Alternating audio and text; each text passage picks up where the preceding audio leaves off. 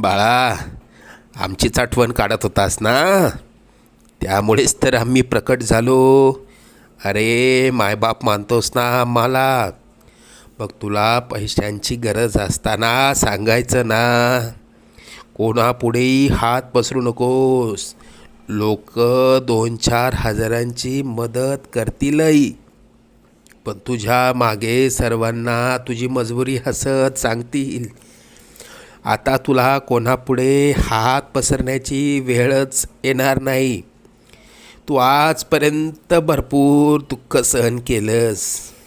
लवकरच तुझ्या रडक्या भाग्यात सुखाचे दिवस येतील.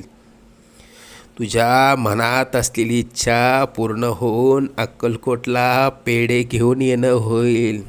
येशील ना आम्हाला भेटायला अक्कलकोटला? सगळं मनास